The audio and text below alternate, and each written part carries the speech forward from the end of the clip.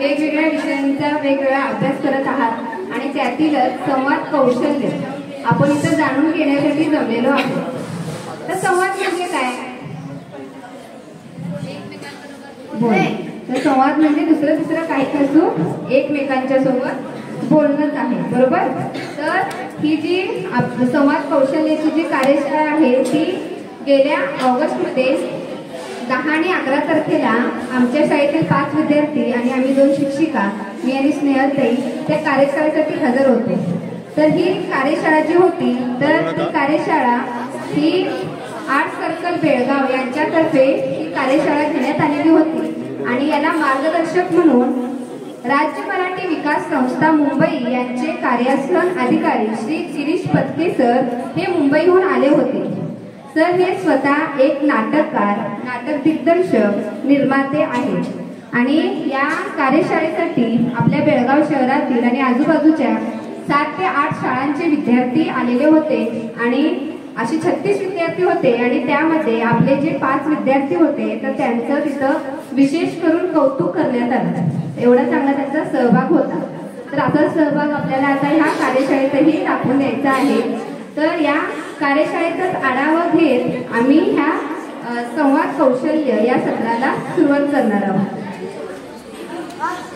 संवाद म्हणजे आता जे आपण बोललो की आता मी तुमच्याशी बोलते, हा एक संवाद आहे। संवाद हा एक तर आपण जेव्हा जन्मतो तेव्हापासूनच सुरू होतो। जे लहान मूल असतं तर ते पहिला संवाद कसं साधतं तर ते रडणं हीच त्याची संवादाची भाषा असते। त्याला दुसरं काही बोलता येत नाही पण रडता येतं आणि ते रडून आपल्या आईशी किंवा आपल्या आजूबाजूला कुणीही असेल तर त्यांच्या बरोबर संवाद साधतं। आपल्याला काय वाटतंय ते त्याच्या रडण्यातून आपल्याला समजतं। तर हा संवाद हा एका व्यक्तीचा दुसऱ्या व्यक्तीबरोबर किंवा एका व्यक्तीचा अनेक व्यक्तींबरोबर किंवा हा संवाद जो आहे तर काही वेळेला हा संवाद आपला स्वतःशी असू शकतो। आपण जेव्हा मनातल्या मनात बोलतो की नाही तर तोही संवाद असतो। तो कुणाशी बोलतो का आपण दुसऱ्याशी? नाही, तर स्वतःशी बोलतो आणि हा संवादाचाच एक प्रकार आहे। भाषेचा सागर खोल शब्दांचा ओघ मोठा, संवादाच्या ये झाडात सुरू झाला शब्दांचा प्रवास आणि असाच हा संवाद आपल्याला साधायचा आहे, तो ऐकायचा आहे। तर आपण चांगल्या प्रकारे बोलणं, चांगलं जे आपण बोलतो तोही एक प्रकारचा संवादच आहे, लक्षात घ्या। आणि ज्यावेळी आपण संवाद साधत असतो तेव्हा तो आपल्याच परिसरातील माणूस आहे की दुसऱ्या परिसरातील आहे हे आपण बघतो। तो आपल्याच क्षेत्रातील आहे की दुसऱ्या क्षेत्रातला आहे हे सुद्धा आपण बघतो। तर ज्यावेळी 2 डॉक्टर बोलत असतात तर ती भाषा आपल्याला समजते काय हो? 2 डॉक्टर बोलत असतात किंवा वकिलांची भाषा, नर्सची भाषा आपल्याला समजते, ते आपापसात काय बोलत असतात। तर अशी ही भाषा प्रत्येक क्षेत्रानुसार त्यांच्या व्यवसायानुसार किंवा परिस्थितीनुसार वेगवेगळी असते। आता आम्ही मराठीमध्ये बोलायला तुम्हाला समजतंय पण तेच एखादा तमिळ माणूस इकडे येऊन कार्यशाळा घेतला तुम्हाला समजणार आहे का? नाही, म्हणजे हीच भाषा संवादाची आहे। ताईने आता व्यवसायावरून असणारी जी भाषा सांगितलेली आहे, पण पूर्वी जेव्हा भाषाच तयार झाली नव्हती, भाषेची उत्पत्ती झाली नव्हती, तेव्हा देखील माणूस संवाद साधायचा। तो एकमेकांशी काय असेल ते बोलायचा। तर बोलायचं म्हणजे कशातून बोलायचा? भाषा तर येत नव्हती, तर ते एकमेकांशी बोलताना वेगळे वेगळे आवाज काढून किंवा एकमेकांशी खाणाखुणा करून, हावभाव करून किंवा जे आपल्या चेहऱ्यावरचे हावभाव आहेत, तर संवादातील सगळ्यात महत्त्वाचा घटक आहे आपल्या चेहऱ्यावरचे हावभाव। आपल्याला समोरच्या चेहऱ्याकडे बघितल्यानंतरच कळतं की हा रागात आहे की हा चांगलं बोलणार आहे। ते कशावरून कळतं तर त्याचा चेहरा बघितल्याबरोबर कळतं आणि याच भाषेतून ते पूर्वी एकमेकांशी संवाद साधत होते।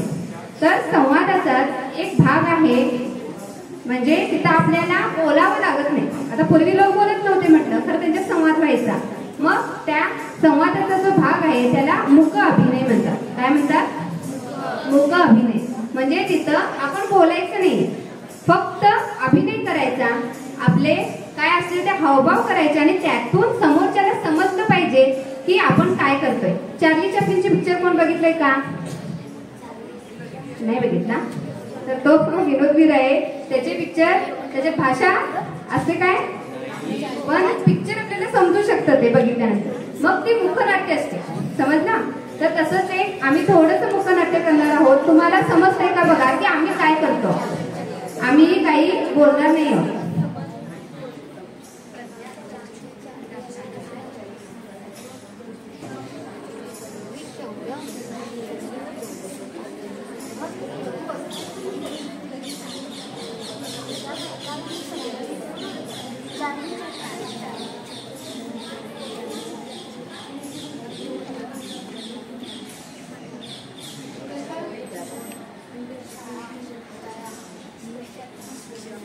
शिक्षक आणि विद्यार्थी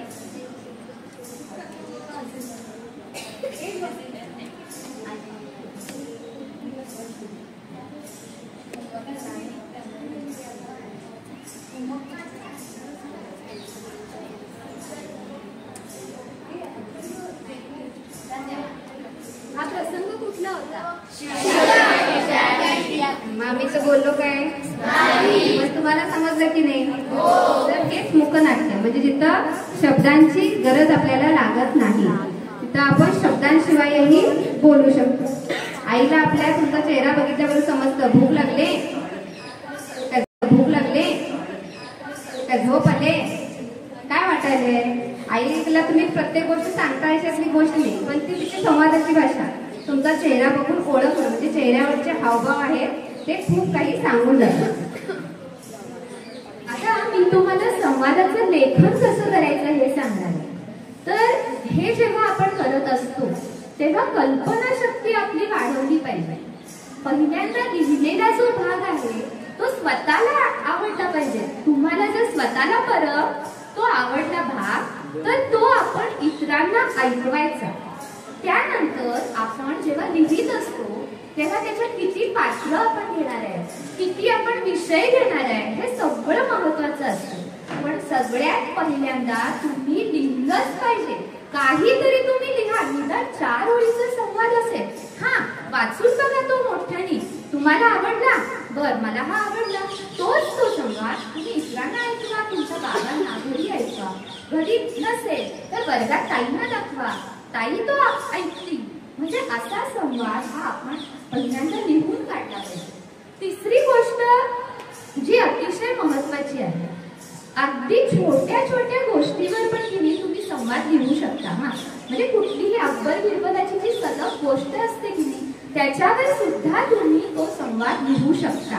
तर मी एक पहिल्यांदा छोटीशी गोष्ट सांगते. अकबर एक दिवस काय म्हणाला, घोषणा केली की माझ्या राजवाड्यासमोर एक जलकुंड आहे आणि त्या जलकुंडामध्ये जे पाणी आहे त्या पाण्यामध्ये रात्रभर कोण राहील त्याला 100 सुवर्ण मुद्रा भेट म्हणून मिळेल. मग एक गरीब होता, ही गोष्ट तुम्हाला बऱ्याच जणांना माहिती पण. तर एक गरीब आला आणि म्हणाला की मी येतो. ठीक आहे म्हणाला. मग तो तिकडचा जे जलकुंड होतं तिकडे तो रात्रभर उभा राहिला. मग तसाच पाण्यामध्ये उभा राहिला, विचार कर. आणि दुसऱ्या दिवशी मग राजा आला अकबर आणि म्हणाला कोण जिंकलं हे. तर तो गरिबाची निवड झाले म्हणून त्याला सगळ्यांनी सांगितलं.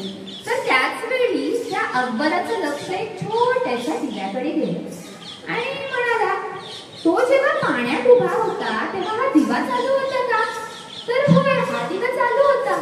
हा, म्हणजे नक्कीच या दिव्याचा प्रकाश त्याच्यापर्यंत पोहोचला आणि त्याला ती ऊब मिळाली. असं सरळ सरळ अकबरानं जाहीर केलं. आता या माणसाला काय करावं सुचेना. शेवटी हा कोणाकडे गेला रे न्याय मागायला? बिरबलाकडे. बिरबल अतिशय चाणाक्ष बुद्धीचा होता. तर बिरबलाने आपली एक आयडिया, युक्ती म्हणा चालवली. तर तो काय केला, ज्यावेळी त्याला बोलवायला लोक पाठवली की अजून का बिरबल आला नाही राजवाड्यामध्ये, अजून का बिरबल आला नाही राजवाड्यामध्ये. मग तिची जे सेवक होते ते पळत पळत गेले आणि बिरबल तुम्ही अजून येत नाही आहे आणि अकबर तुमची वाट बघायला लागलाय म्हणून सांगितले. तर अरेच्या त्यांचं लक्ष गेलं तर एक मोठ्या उंचीवरती त्यानं एक छोटंसं भांड ठेवलेला आणि त्याच्यामध्ये तो खिचडी शिजवत होता आणि आग कुठं पेटवलेलं, चूल जमिनीवरून तिथून ती आग लागणार आहे जवळ. अरे काय रे मूर्ख, हो बिरबल, इथं तुम्ही चूल पेटवले आणि वर तिकडे जवळ कशी लागेल? काय तुमचं हा मूर्खपणा चाललाय? थांबा, अजून खिचडी शिजायला वेळ आहे, जाऊन सांगा अकबरांना. म्हणून त्यांनी हुकूम सोडला. ठीक आहे म्हणाले. मग हे सगळे गेले सेवक आणि राजाकडे आणि राजाला म्हटलं की अहो बिरबल असा प्रकार करायला लागलाय. मग परत एकदा खिचडी शिजली काय? नाही शिजली. शेवटी अकबर स्वतः जाऊन तिकडे बघितला तर चूल इकडं पेटली होती आणि वर काय सांगतं ते होतं. मग अकबरचं म्हणलं, अरे काय चाललंय रे बिरबल तुझं मूर्खपणा? तेव्हा बिरबलनं त्यांना असं सांगितलं, अहो एक छोटासा दिवा जर त्या गरीबाला ऊब देत असेल तर ही खिचडी का नाही बरं शिजवणार? असा एक सोपा प्रश्न विचारला. तेव्हा बिरबल अकबराचं काय झालं, हा मी चुकलोय असं त्यानं सांगितलं. आणि त्यावेळी त्याला तो जो गरीब माणूस होता ज्याला खरोखर गरज होती त्याला त्यांनी सुवर्ण मोहरा ज्या होत्या तो त्यांना दिल्या. तर ही छोटीशी गोष्ट आहे, पण याचा तुम्ही संवाद करू शकता. अकबर तोंड असतं की अकबर म्हणाला, आज मी चलकुटामध्ये जो जास्त वेळ उभा राहील त्याला मी सुवर्ण मुद्रा देणार आहे. नंबर 2, मग तो करेल. तोंड हा मी तयार आहे. नंबर 3 अकबर, मग तो या तुम्ही आणि तयारी करा. म्हणजे हा संवाद जो आहे तो आपण रचत जाऊ शकतो की नाही छोट्या छोट्या गोष्टीचा. हा झाला छोट्या गोष्टीवरून गोष्ट किंवा संवाद तयार करणे. चौथा जो घटक आहे हा खूप महत्वाचा आहे. जेव्हा विरुद्ध गोष्टी असतात तो संवाद जास्त रमतोय लक्षात घ्या. मग दिवस रात्र असेल. नंबर 2 आणि कुठल्या विरुद्ध गोष्टी आहेत. एखादी अगदीच आळशी व्यक्ती आहे आणि एखादी एकदम कामसू व्यक्ती, यांच्यातला जो संवाद रमतोय की नाही तो खूप छान असतो. आणि एक दुसरी छोटीशी गोष्ट सांगते आणि थांबते. तर एक गृहस्थ होता आणि तो मेजवानी म्हणजे काय, मेजवानीसाठी जेवणाला आपल्या मित्रांना त्यांना बोलावलं. मग सगळे मित्र तिकडं आले आणि एक मेणबत्तीच्या प्रकाशामध्ये साची त्यांचं जेवण हे चालू होतं आणि मेणबत्ती ही पेटली होती आणि सगळेजण जेवणाचा आस्वाद घेत होते. तेवढ्यात मेणबत्तीला एकदम गर्व वाटला, अभिमान वाटला. बघा मी एवढीशी मेणबत्ती आणि चंद्र आणि सूर्य सुद्धा माझ्यासमोर क्षुद्र आहेत. जिथं त्यांचा प्रकाश पडत नाहीये तिथं माझा प्रकाश पडायला लागलाय. किती मी ग्रेट आहे, किती मी महान आहे असं त्या मेणबत्तीला वाटायला लागलं. आणि हळूहळू तिनं प्रकाश म्हणजे कमी पाडायला सुरुवात केली. मग हा प्रसंग एका तिथं जो जेवणाला बसलेला तिने त्या एका माणसाच्या लक्षात आला. त्यानं काय केलं, पटकन तिथलं उठला आणि खिडकी त्यानं उघडली. खिडकी उघडल्याबरोबर काय झालं असेल रे, असा हा दरवाजा उघडला तिने तशीच त्याने खिडकी उघडली. कसा काय झालं असेल मेणबत्तीचं, मेणबत्ती विझून गेली. हे सोपं आहे. तेव्हा तो माणूस तिला सांगायला लागला, अगं तू एवढीशी साध्या वाऱ्याच्या झुळकेनं तू विझून गेलीस ग आणि चंद्र सूर्याला तू काय क्षुद्र समजतेस असं त्या मेणबत्तीला म्हटलं. ही झाली दुसरी गोष्ट. विरुद्ध गोष्टी आहेत. एक आहे मेणबत्ती जी रात्री आणि एक सूर्य म्हणा तो सकाळचा. तर हा जो आहे विरुद्ध संघर्ष, या गोष्टी जास्त संवादामध्ये लोकांना आवडतात लक्षात घ्या. तर ही जी गोष्ट आहे ती तुम्ही लक्षात घेऊन जर संवाद लिहायचा म्हटला तर पहिलं वाक्य काय असेल, कोण सांगेल संवादातलं पहिलं वाक्य काय असेल? मेणबत्तीच्या गोष्टीमध्ये, त्या मेणबत्तीच्या गोष्टीमध्ये संवाद काय झाला असेल पहिल्यांदा? मेणबत्ती 2 डॉट, मी कधी विझणारच नाही. बरोबर. माझा प्रकाश इतका आहे की जिथे सूर्याचा प्रकाश पोहोचू शकत नाही आणि चंद्रतारांपेक्षा मी ग्रेट आहे. बरोबर. आणि दुसरं वाक्य असेल, गृहस्थ काय म्हटलं असेल? गृहस्थ काय म्हणत नाही, कंसात धडपड. तो जाऊन खिडकी उघडतो, तेवढ्यात ती मेणबत्ती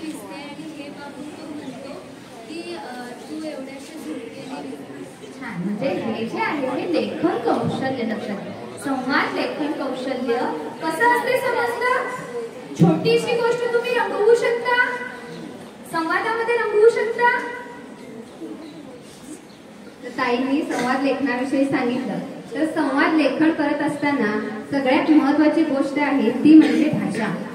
आता जर तुम्ही ग्रामीण भागातील 2 महिलांचं संभाषण लिहित आहात, संवाद लिहित आहात आणि असं म्हणत तू काय करायची, मी काय नाही बाई भाजी घासायची, असं जर तुम्ही प्रमाणित भाषेत लिहिला तर तो संवाद इफेक्टिव्ह होणार काय? त्यांना कपडे तुम्ही घातलाय कुठले गावामध्ये घातलाय आणि संभाषण मात्र कसं दाखवत आहे, मग तो ग्रामीण भागातलं संभाषण होईल काय? नाही. एक काय करू लिहिया, हे भांडी घासू लाव, असं जे संवाद आहे तो संवाद. मला कोण कॉन्टॅक्टच केलं नाही की असं म्हटलं तर नाही. तर जर आता आपण शिवाजी महाराजांचं जर करत असेल तर त्यावेळेला आपण तीच भाषा वापरली पाहिजे. तर तुम्हाला जेव्हा 8वीला वगैरे तर पहिला मराठीला वगैरे पाठ असत बघा, आम्हाला होतेच प्राचीन मराठी भाषा होती आणि त्यामध्ये मग महदंबेचे ढवळे, महानुभव पंथासील ते सगळे होते. त्याच्यामधले आम्हाला शब्द येत नव्हते. पण जेव्हा त्याचा म्हणजे त्या शब्दांचा अर्थ आपल्याला नंतर नवीन शब्दांमध्ये दिला जातो, ते डायरेक्ट मराठी भाषा जशीच्या तशी आपल्याला जशी हवी आहे तशीच देत नाही.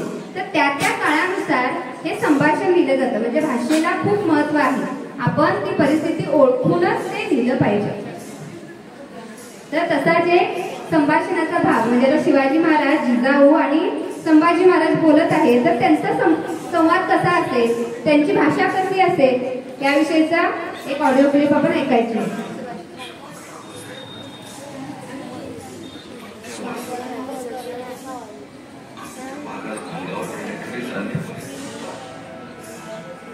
कोणी सांगितलं होते असलं वेडधाडस करायला? क्षमा करा आबासाहेब, पण त्या वासराला वाचवण्यासाठी आम्ही त्या वाघाला अंगावर घेण्याखेरीज अन्य पर्याय नव्हता. आणि त्या लहानकीच्या डोळ्यातले अश्रू पाहून कदाचित तुम्हीही तेच केलं असतं. उगीच व्यर्थ बात घालू नका. आम्ही काहीतरी विचार करून तुम्हाला सांगतो आहोत. तुम्ही जे काही केलं ते शंभू बाळांनी जे काही केलं ते योग्यच केलंय. आऊसाहेब, शिवबा, शंभू बाळानं आपला जीव धोक्यात घातला हे खरं, पण असा धोका आपण नाही पत्करला तर रयत धोक्यात येईल. शेवटी राजे पण हे मिरवण्यासाठी नसतं. म्हणजे लिखाण लिहिणं आणि ते बोलणं यामध्येही खूप फरक आहे. म्हणजे लिहिताना आपण लिहितो पण त्याचं जे सादरीकरण आहे ते व्यवस्थित झालं पाहिजे. म्हणजे आता मी फळ्यावर लिहिलंय शिवाजी महाराज की जय, बरोबर, मी तसं लिहिलंय पण मी तुम्हाला तुमच्या बरोबर बोलताना मी तसंच बोललो तर तुमच्यात जोश येणार काय? शिवाजी महाराज की तर ते जोश येण्यासाठी मी वाचन कसं करायला पाहिजे? छत्रपती शिवाजी महाराज की तर म्हणजे बोलणं फक्त लिहिणं नाही, संवाद लेखन केलेलं आहे पण त्याचं सादरीकरणही त्याच पद्धतीनं ते झालं पाहिजे. तरच मग तो जो आपला संवाद आहे तो प्रभावीपणे समोरच्याला समजतो. म्हणजे संवादाचे आपण किती भाग बघितले बघा. एक तर मुख अभिनय म्हणजे जिथं शब्दांचीच गरज नाही पण संवाद होतो. ताईंनी संवाद लेखनाविषयी सांगितलं आणि हा शब्दांचा संवाद म्हणजे शब्दांचा संवाद म्हणजेच काय? आपण जे पिक्चर बघतो, सिरियल बघतो किंवा नाटक बघतो तर त्याच्यामध्ये जे संवाद असतात तेही कुणीतरी लिहिलेले असतात आणि त्याचं सादरीकरण तिथं केलेलं असतं. म्हणजे त्यांनी जरी सजावट वगैरे छान छान केलेली असेल आणि ते जे 2 ऍक्टर असतील आणि ते व्यवस्थित जर बोलत नसतील तर ते आपल्याला बघावंसं वाटेल का? नाही बघावंसं वाटणार. तर ही संवादाची भाषा आणि त्याचबरोबर तो संवाद सादर करणं, त्यासाठी असणारे आपल्या आवाजातील चढ उतार, आपली शब्दभेद आणि आपले हावभाव हेही खूप महत्वाचे आहेत. तसाच एक संवाद नाटक रूपात म्हणजे आपण मराठीमध्ये निबंधलेखन करतो नाही, कल्पना विस्तार पण असतो. म्हणजे कल्पना करून घ्यायचं, मला पंख असते तर, मी पक्षी असतो तर, आपण काय असणार नाही पण कल्पना करून येतो की नाही. तर तशीच एक कल्पना करून एक लिखाण लिहिलेलं आहे संवाद लेखनाचं. ते सादरीकरण कसं करायचं हे थोडक्यात आम्ही करून दाखवू. तुम्ही ओळखायचं ते कशाचं आहे संवाद. हो काय दुखायले ग बाई कंबर माझी. अरे खडू दादा काय झालं रे तुला. काय सांगू फळ्या भाऊ, काल ती मुलं तास झाल्यावर माझे हाल करून सोडलं. तिकडनं फेक करून माझे सगळं कंबर. काही गेल्या तिथपर्यंत पोहोचतात, फळ्यावर नावर यायला उभं राहतात. शिक्षक असताना खडू घेऊन बसतात. काय रे बाबा खडू. अरे ते माझं कंबरड मोडलंय ते मोडलंयच, पण मला एका गोष्टीचं खूप वाईट वाटायलंय. काय करणार की माझ्यामुळे तुझं तोंड फुटतंय. ही मुलं सगळी घेऊन कुठं फेकतात फळ्यावर, आणि फळ्यावर फेकल्यामुळे पाप तू माझा मित्र आणि तुला पण त्रास, मला पण त्रास. आपण समदुःखीच आहोत खडू आणि मी. काय रे तुम्ही जरा शांत बसायचं रे. काय आमचे हाल करताय रे दोघांचे पण. पिटूक तोडताय फेकताय माझ्यावर मारताय. काय करायचं आता तुमचं सांगा. आमचे तर तुम्ही खूप हाल करताय.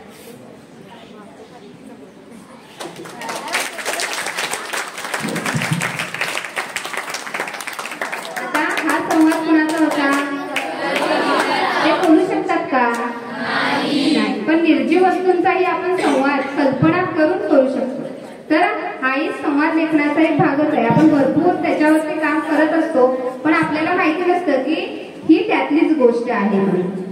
संवाद हा विचारांची देवाणघेवाण असते आणि आपण जोपर्यंत आपल्या मनातील गोष्टी व्यक्त करत नाही तोपर्यंत तो संवाद व्यवस्थित होत नाही. आपण ज्यावेळी अडीअडचणीत असतो तेव्हा एक सपोर्ट म्हणा तो कुणाचा असतो, संवादाचा असतो. मग तो कुणाबरोबरही तुम्ही साधू शकता. तर आम्ही एक छोटंसं संवादरूपी गाणं सुद्धा तुमच्यासाठी घेऊन येणार आहे. आता संवादात गाणं काय असणार बरोबर नाही. संवादाचं गाणं काय असणार. ते लहानपणीचं कुठलं गाणं काय रे ते. शेतीवाल्या प्राण्यांची पूर्वी भरली सभा, पोपट होता सभापती मधोमध उभा. होतं नाही असं काहीतरी गाणं माहिती. अंकुश मध्ये चाललंय मग तिसरीची कविता तरी माहिती आहे की नाही. ए आई मला पावसात जाऊ दे, मला चिंब होऊ दे. अनेक गाणे सांगू ते पण माहिती आहे का बघा. हा ए क्या बोलती तू, सुन आखिया खंडाला खंडाला. आता हा पण संवाद कळलं. गाण्यामध्ये संवाद म्हणजे असाच संवाद. तर तसं एक तुम्ही लहानपणी शिकला असाल तेच एक आपण गाणं म्हणूया. उभं राहा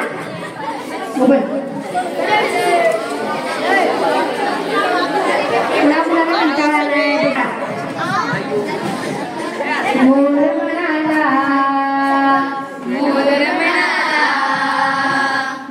म्हणाला हत्तीला, चला काढूया शाळा, कावळा चिमणी पोपट मैना, पोरे झाली गोळा, शनी रवीची सुट्टी असू द्या, 5 दिवसांची शाळा, सांज सकाळी कधी दुपारी, तासही ठरले 16. वाघ म्हणाला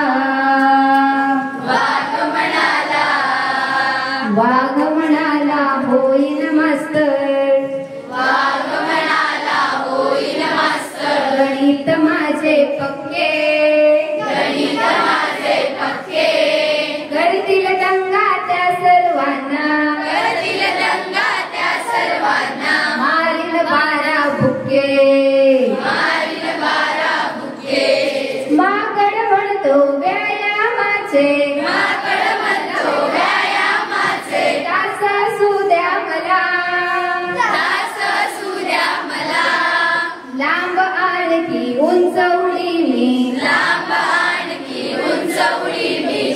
न प्रत्येका. अगं ग मांजरे उठकी आता, शाळेला जायला उशीर झाला.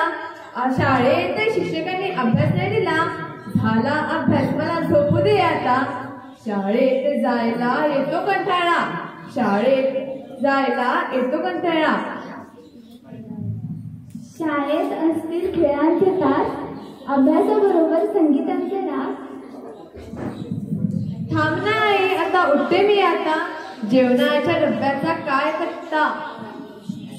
नमस्कार, मी सायली मच्छिंद्र भोसले, नदी गटातील विद्यार्थिनी. आम्ही आज अभ्यासासमोर बस प्रवास याबद्दल नाटक सादर करणार आहे. यामध्ये या संघामध्ये साक्षी, सप्तमी, छाया, ओंकार, चैत्राली, स्वरा, आशुतोष, सूरज, सचिन, प्रणीत, वेदांत आणि रुपेश हे विद्यार्थी आहेत. आता आमची बस विजयनगर सेकंड स्टॉपला थांबली आहे. चला चला लवकर चला, चला चला लवकर चला. आणि का होतंय माझी? अहो धक्काबुक्की होणारच का, एवढी गर्दी आहे बसमध्ये, एवढं पण समजत नाही.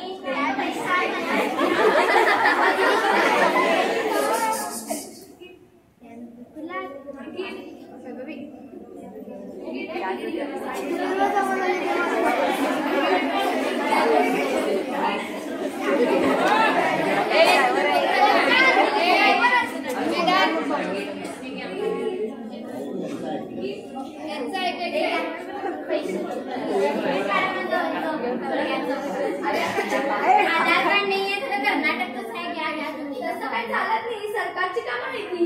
राहू दे की मग सरकारनंच आम्हाला ते हक्क दिलाय की हक्क का विकतो. मग त्याला मी सांगितलंय हो आधार कार्ड दाखवायचा कर्नाटकाचं म्हणून.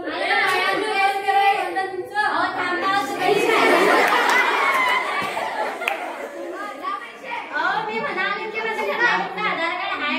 आधार कार्ड दाखवा, पैसे तर द्या, नाही तर जावा चालते माहित ना. राहून दे घ्या, एवढी काय नाटकं करतात काय माहिती. नाटकं सरकारची का माहिती. राहून दे घ्या, राहून दे लई सापड्या. चला दुसरा स्टॉप, चला चला.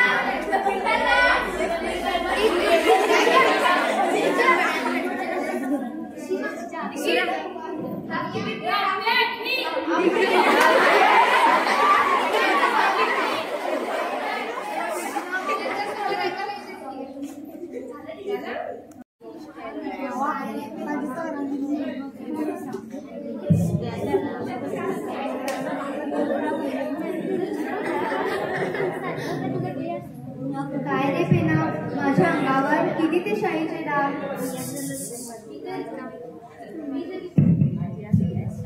मी तरी काय करू रे, ही मुलं माझा उपयोग चांगला अजिबात करत नाही, कुठेही टाकतात, मग माझी नीट तुटते.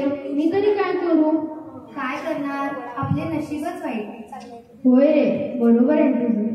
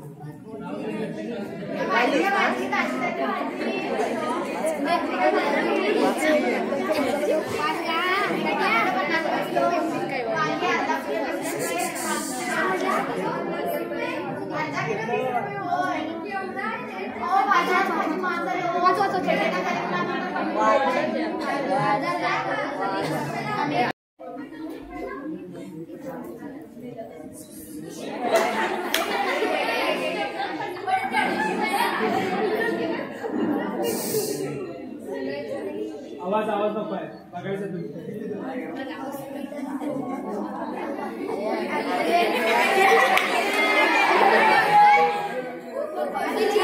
अरे सिरियस चालू आहे ते.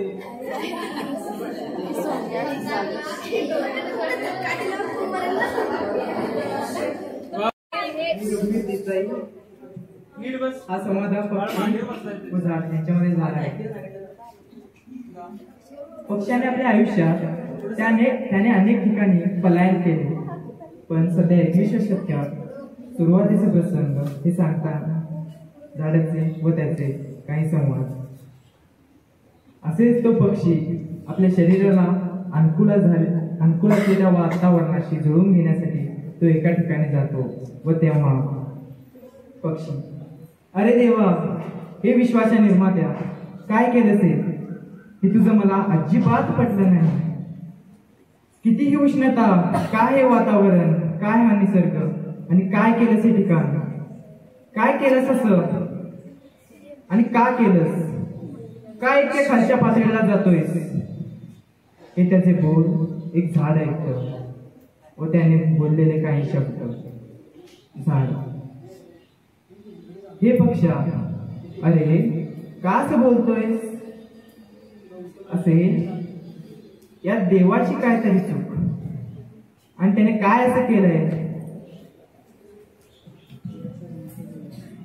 पक्षी, मग का रे, मी दोष देऊ तरी कोणाला, देवाला नाही तर कोणाला. झाड, हा दोष देवाला नाही, बालिश व मूर्खपणाची हद्द पार केलेल्या त्या मानवाला देवाला नाही. पक्षी, त्या मानवालाच का रे.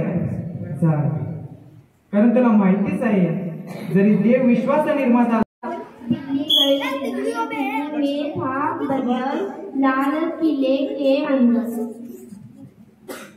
बंदर ने दी मूंगफली बिल्ली से